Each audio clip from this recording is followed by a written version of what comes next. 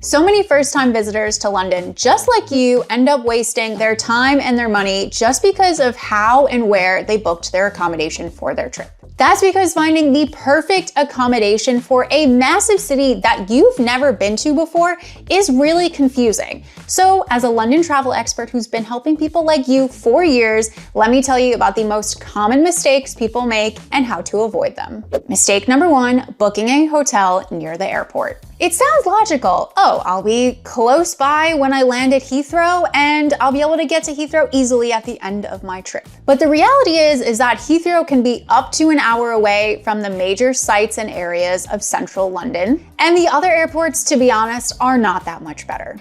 Actually, some of them are worse. So basically, if you book yourself accommodation at an airport, it's gonna take you a lot of extra time and also quite a bit of extra money to commute in and out to all of the cool areas and to all the sites that you want to see on your trip. Booking an airport hotel only really makes sense at the beginning or end of your trip if you have a really late arrival or if you have a really early departing flight. And you might think that this next tactic is going to save you some cash, but it can actually end up doing the opposite. Mistake number 2, choosing a hotel way outside of central London. Maybe you are doing your research and you spot a hotel that is quite on the outskirts of the city, maybe zones 4, 5, or 6, and the room rate is looking really appealing, but there's a downside. There are usually hidden costs for places like this of your time and your money. Usually you'll end up having to have a commute to the most popular areas that you want to explore and all of the sites that you want to see,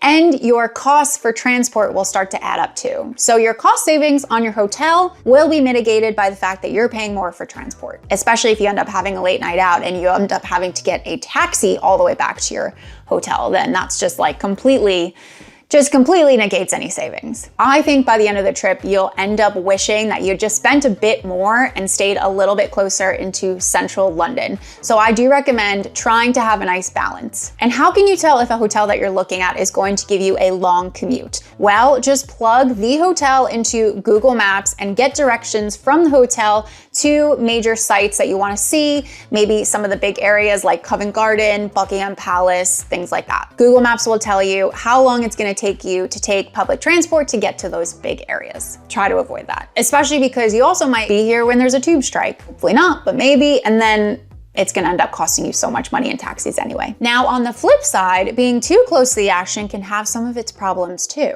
Mistake number 3, staying too close to the major attractions. Very touristy areas like Leicester Square or right by Buckingham Palace may seem like the coolest places to stay in London, but in actuality, the hotels in these areas usually will give you the least bang for your buck, and you'll also be in like tourist central. It's very busy. On top of that, some of these areas don't really have any character to them, so you won't find any really good like locally loved restaurants or cafes. So if you get home from sightseeing one night and you're like, oh, we don't want to venture far, let's just find somewhere to have a good meal, you will struggle to do that. If you want to know the areas that I think have a really nice mix of being close to the center of London or in central London, and also has some character and places to go that locals love too, I have a video that will tell you about those areas I think that are great, and I will link the video at the end of this video because I need you to stay.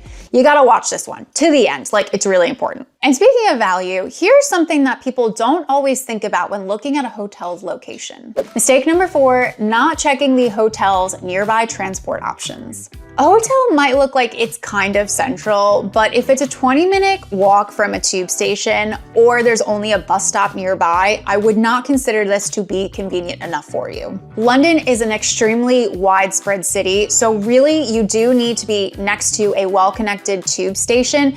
Otherwise, you're gonna feel like you are adding a lot of extra travel time. And if you see a hotel that brags that they are right next to a bus stop that will get you to some of the major sites in London, do not fall for that.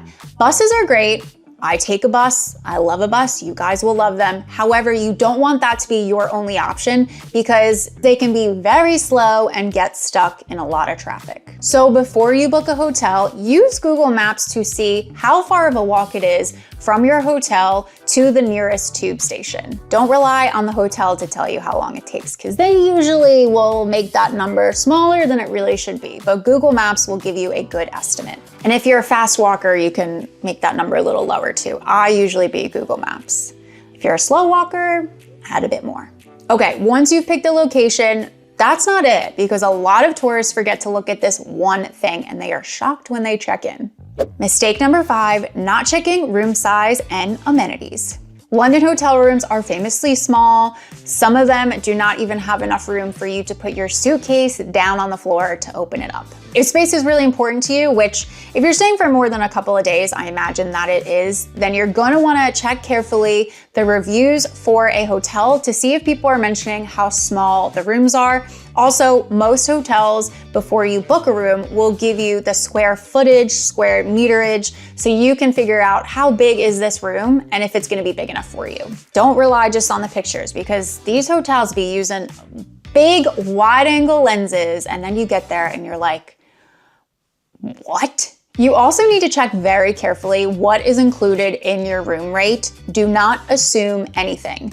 One of the big things is, especially for the Americans who are very used to air conditioning, not all hotels here will have air conditioning. So you need to make sure that that's included in the place that you book if that's what you need. The same goes for things like elevators/lifts. If you need a tub for your kids, not all hotel rooms will include a tub. And if you want a private bathroom, because the really budget hotels might be making you share a bathroom.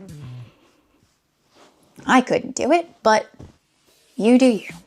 Okay, we've been talking about planning where you're staying, but how is your planning of your experiences going? The thing is, there are thousands of options for tours and experiences across London, and they all have varying quality.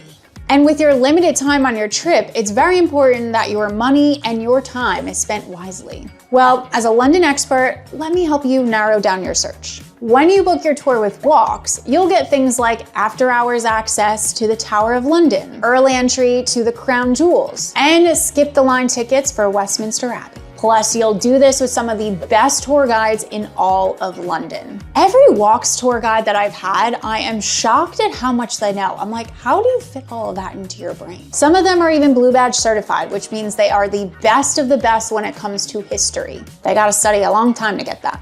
If you plan to visit Westminster Abbey, the Tower of London, or even to see Changing of the Guard, do it with a Walks tour, because you'll get so much more for your time and money rather than just wandering around wondering what's happening. You can see Walks' tours across London and Europe by scanning this QR code or clicking the link in the description box. And thanks to Walks for supporting our work over the last few years. Now, even if the room looks fine, there's another pitfall that could cost you big time. Mistake number 6, booking too late. London is one of the most visited cities in the entire world, and the best value hotels tend to get booked up pretty quickly. So if you wait to book your hotel to the last minute, you will usually end up getting the less than stellar pick of the litter, because that's all that's left. So for the most choice in your price point and in the locations that you're interested in, I would recommend booking at least a few months out, especially if you're coming in the peak seasons like summer and December. But if you're a commitment phobe and you hate the sound of doing this, you're gonna like my next tip. Mistake number 7, booking without free cancellation or flexibility.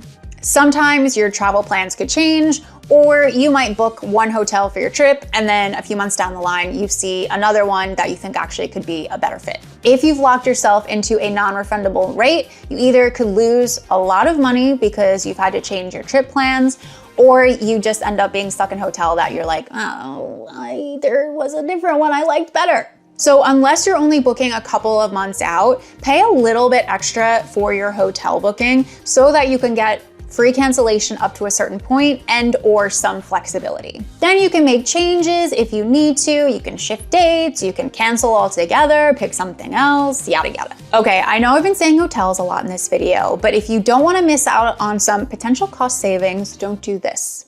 Mistake number 8, ignoring alternative accommodation options. Listen, I love a hotel. I love that I go out in the day and I come back and someone's made my bed for me, they've cleaned, it's fresh, it's nice.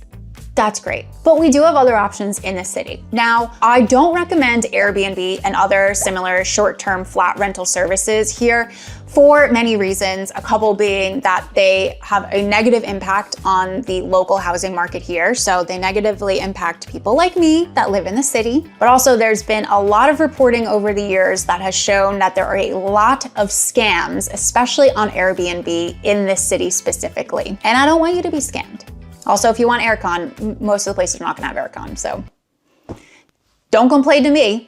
But the good news is we have some other accommodation options that could be more comfortable for you and also could save you some money. The first one is an option that I used like religiously in my early to mid 20s that I absolutely loved, had so much fun with, and it was the reason that I could backpack and travel around Europe for multiple weeks and not just a few days at a time. And that is hostels. Hostels are for sure the most affordable accommodation option in this city. You can book either by the bed and you can share a room with other people. I did that. Would I do it now? No, but I've done it many times. Or a lot of these hostels also have small private rooms, either with your own private ensuite bathroom or with a bathroom that you share. And in London, you can book a super affordable one, maybe not as nice, or if you want something nicer, we definitely have more luxury high-end ones. And if you're a solo traveler, this is actually a really affordable option for you.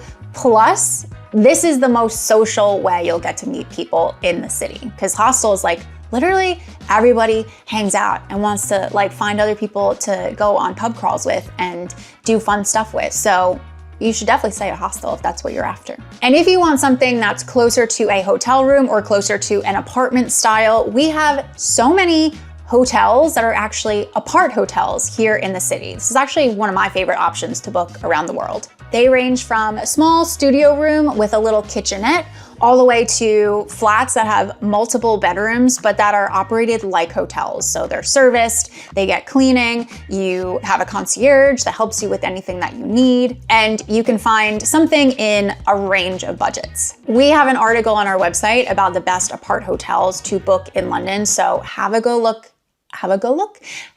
at that for my top recommendations. And even if you do go the hotel route, here's something you're probably gonna expect comes with your rate, but actually won't.